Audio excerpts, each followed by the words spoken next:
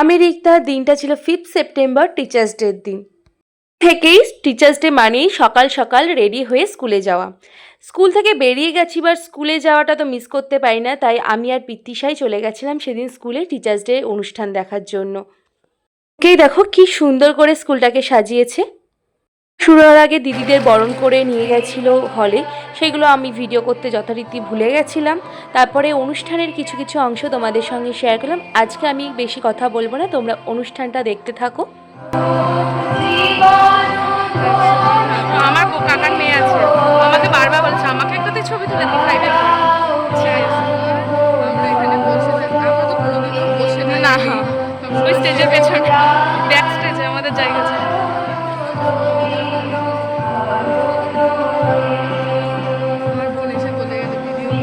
আমাদের জীবনের অন্যতম দুই আলোক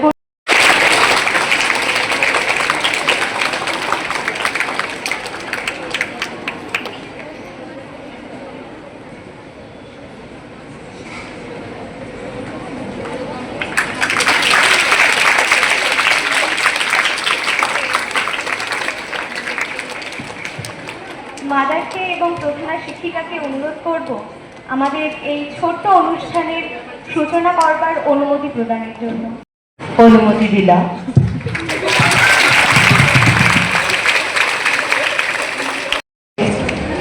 আজ হলো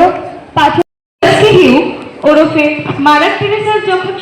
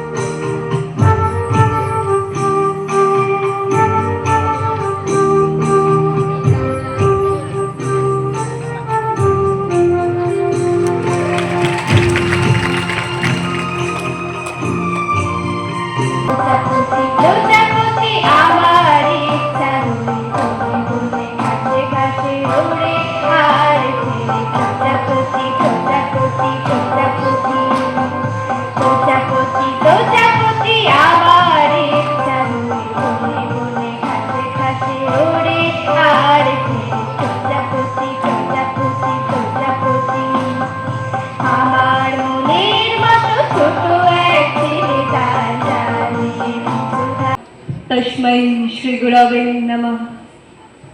গুরু, তুমি চিরন্তন আলোক বৃক্ষ, যার শিকড়ে নেমে গেছে যুগের গভীরে, যার ডালে ঝরে পড়ে আশীর্বাদের অমৃত ছায়া। তুমি অরুণোদয়ের শঙ্খধ্বনি, তুমি পথের সেই দীপশিখা যে অসীম অজ্ঞতার গহন তমসা ভেদ করে শাশ্বত জ্যোতির দিকে আমাদের নিয়ে চলে। তুমি সেই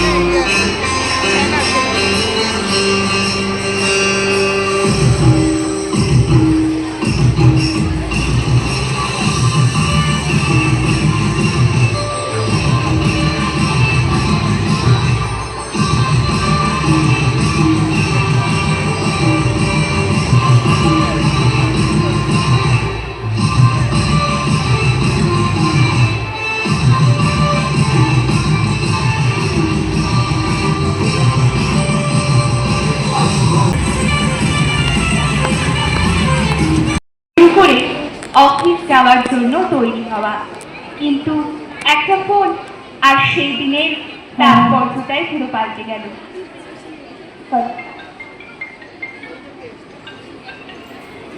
হ্যালো, হ্যাঁ, কি? আমি এখনই আসছি। এই একটা ফোনে আমার স্কুল জীবনের সমস্ত স্মৃতি আমার চোখের সামনে ভেসে উঠল, আর ভেসে উঠল মাস্টার মশাইয়ের সেই হাসি মুখ। এমনিতে বাংলার শিক্ষক ছিলেন মাস্টার মশাই, কিন্তু তিনি আমাদের পাঠ্য বইয়ের থেকেও অনেক বেশি কিছু শিখিয়েছিলেন, আর সেটা ছিল জীবনের শিক্ষা।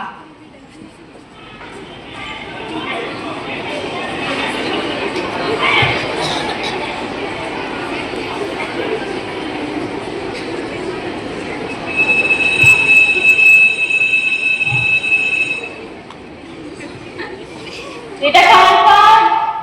পল্টুর মনে হচ্ছে। তাহলে মাধ্যাকর্ষণ শক্তি। তাই বুঝি মাধ্যাকর্ষণ শক্তি? তা বাবা, মাধ্যাকর্ষণ শক্তির নাম তো আর অ্যাটেন্ডেন্সের খাতায় লেখা নেই। শোনো, কাগজটা যেহেতু তোমার কাছ থেকে এসেছে, বাড়ির কাজের খাতায় শাস্তি স্বরূপ 5 বার রচনা লিখে নিয়ে আসবে। না মাস্টারমশাই, এমন বাড়ির কাজ আমার দ্বারা হবে না। সত্যি বলছি মাস্টারমশাই, আজ কোনোদিন এমন কাজ করবো না। ঠিক আছে, বসো।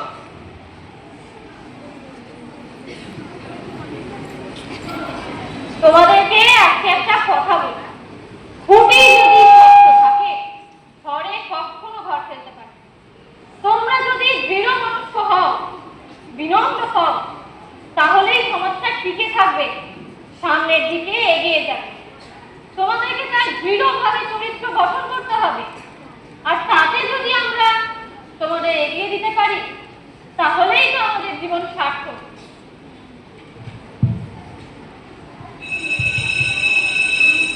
ঠিক আছে, তাহলে পরের দিন থেকে আমরা নতুন অধ্যায় শুরু করব।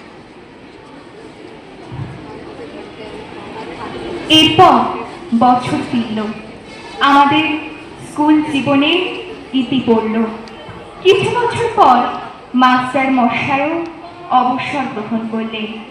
তারপর সবার নিজের জীবনের কর্মব্যস্ততার বেড়াজালে আবদ্ধ হয়ে পড়ল। জীবনের এই পর্বটা মাস্টার মশাই সবই চলে গেল মনের কোন গোপন চোরাকে ছুরিতে।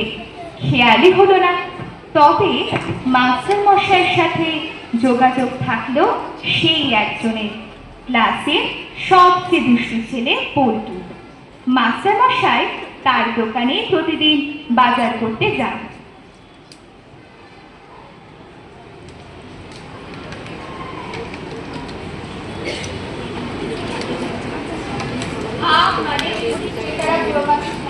এই বয়সে একাই বাজারে যায়, সংসার চালায়, দেখারও কেউ নেই।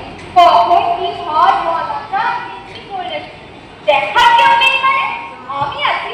মাস্টারমশাই সকল ছাত্ররা আছে, আপনি চিন্তা করবেন না মাস্টারমশাই, আমি সব সময় আপনার পাশেই আছি। আমি জানি বাবা। ঠিক আছে, আজ তাহলে আমি আসি। আমি আসবেন কিন্তু অবশ্যই। এরপর একদিন এক ঘটনা ঘটল।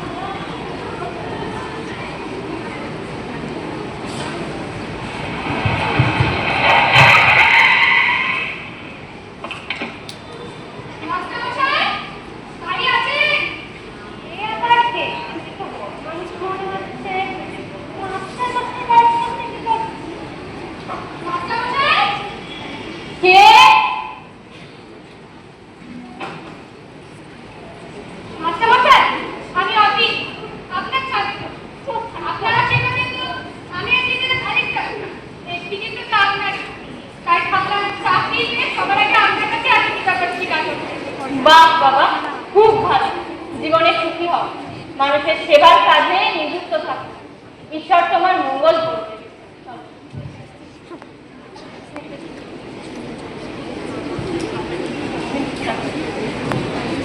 এরপর আজকের ঘটনা।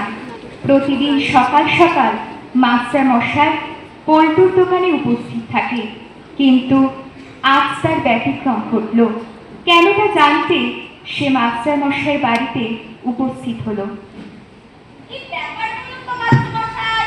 আজ দোকানে মাস্টারমশাই, মাস্টারমশাই, কি হয়েছে আপনার? উঠুন, শীঘ্রই উঠুন, আমার সাথে চলুন, একসাথে চলুন, চলুন।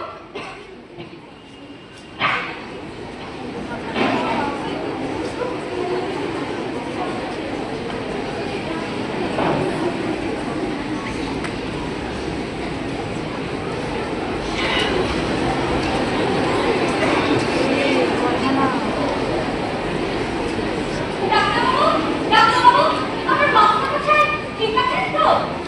হ্যাঁ, মোটামুটি ঠিকই তো দেখছি। কিন্তু আপনাকে একটু চিন্তা লাগছে। আমি পল্টন কুমার দত্ত। এ, পল্টু? অনেক খবর। কারণ এখানে মাস্টারমশাই, আমি এখন হিন্দি বিভাগে দেখি।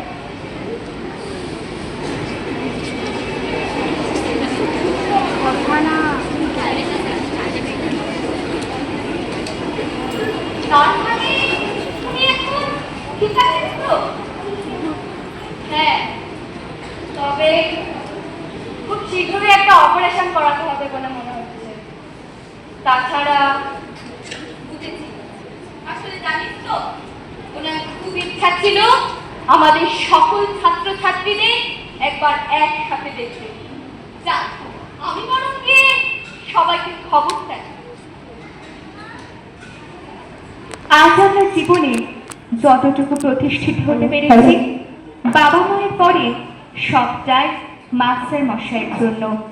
মাস্টার মশাইয়ের কাছ থেকে পেয়েছি চারিত্রিক দৃঢ়তা, নিয়মানুবর্তিতা ও মানবিকতার যে শিক্ষা, আমরা তা অবলম্বন করে আমাদের জীবন আবর্তিত করে চলেছি।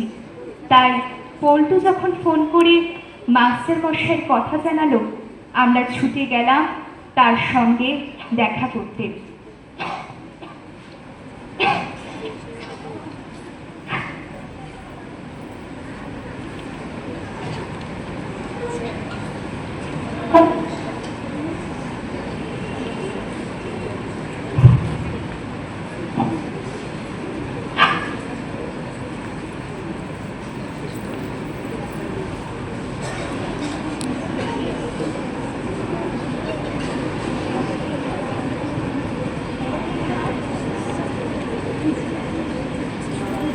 মাস্টারমশাই, আপনি ঠিক আছেন তো?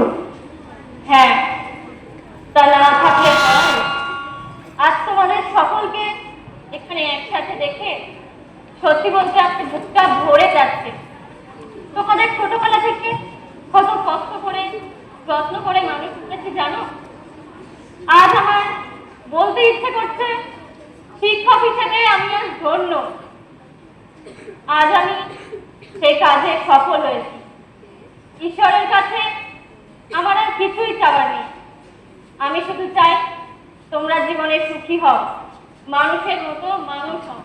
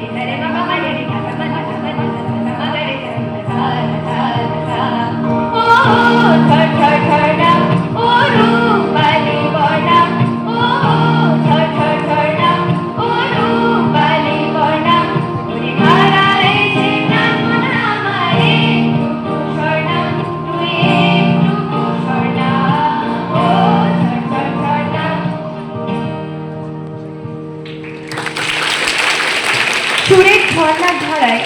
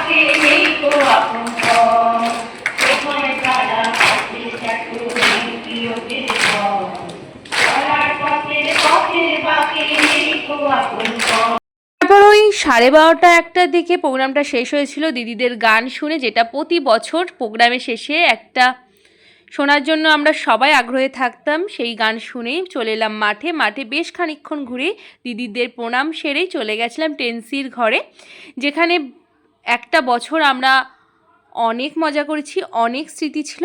আজকের ব্লগটা এখানেই শেষ করছি, দেখা হবে পুজোর ব্লগে, ততক্ষণের জন্য টাটা।